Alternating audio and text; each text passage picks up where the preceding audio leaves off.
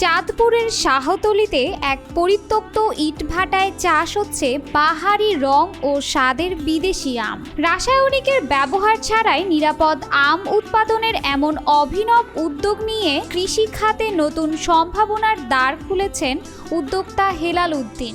চাষ হচ্ছে ৫৭ জাতের দামি আম।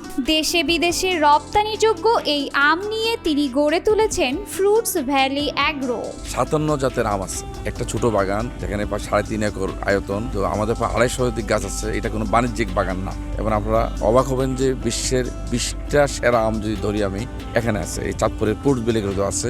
ডাকাতিয়া নদীর তীর, এক সময়ের নিষ্প্রাণ পরিত্যক্ত ইটভাটা এখন ভরে উঠেছে সবুজে। থোকায় থোকায় ঝুলছে বাহারি আম, গাছে গাছে সাজানো শত শত ব্যাগে মোড়ানো ফল।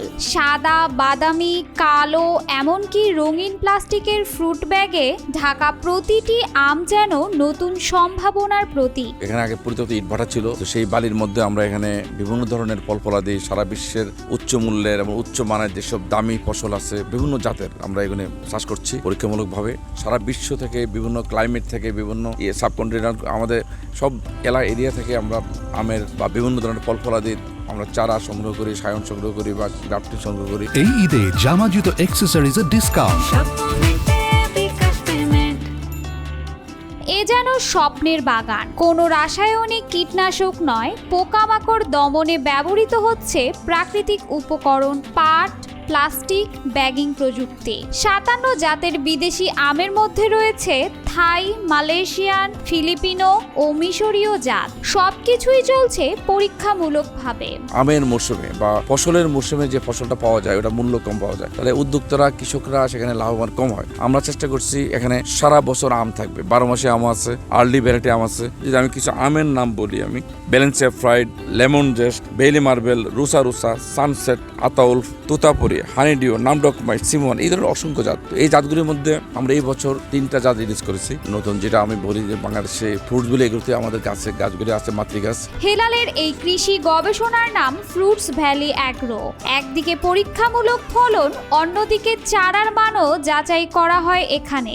২৫০রও বেশি দেশি বিদেশি আম গাছের চারা এখন এই বাগানে।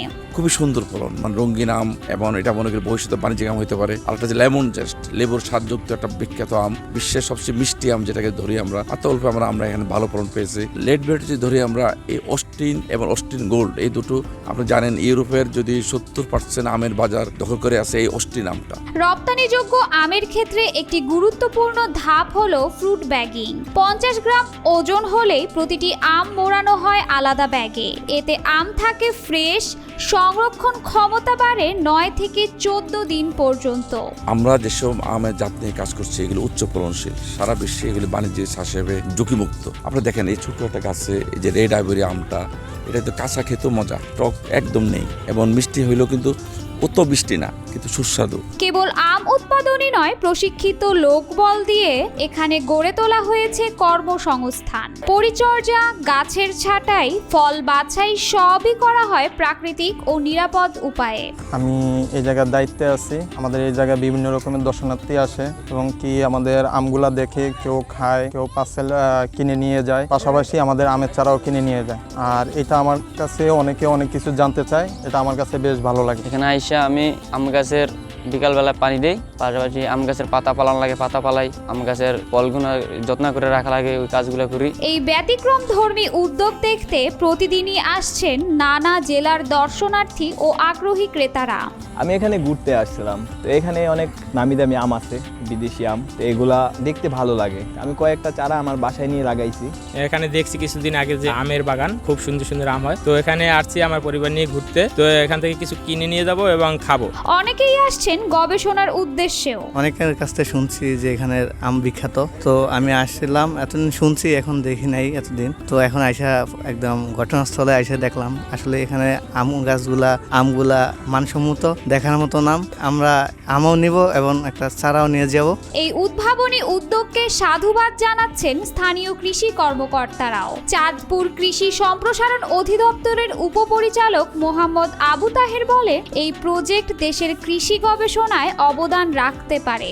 তার যে বাগানটা, এটা ৫৭ জাতের আম, তার মুখের কথা, আমরাও দেখছি অনেক জাতের আম, কম হবে না, 57 তার চেয়ে বেশি হইতে পারে। তার এত সুন্দর ফল ধরে আছে, বাগানে ঝুলে আছে, আমাদের কাছেও ভালো লাগছে। গত বছর এখান থেকে 47 জাতের আম বিক্রি হয়েছে প্রায় 6 লাখ টাকায়। এবার নতুন 10 জাত যুক্ত করে হেলাল উদ্দিনের লক্ষ্য 8 লাখ টাকার ফলন। সবাই যদি এই কেট আমটি চাষ করে তাহলে আমি মনে করি যে কোনো উদ্যোক্তা চোখ বন্ধ করে লাভবান হবে। ব্যাগে মোড়ানো এই আম যেন শুধু ফল নয়, সফলতার প্রতীক। হেলাল উদ্দিনের এই সফলতা দেশের কৃষি উদ্যোক্তাদের জন্য এক দৃষ্টান্ত। আর চাঁদপুরের এই ফ্রুটস ভ্যালি হয়ে উঠতে পারে নিরাপদ ফল উৎপাদনের মডেল বাগান।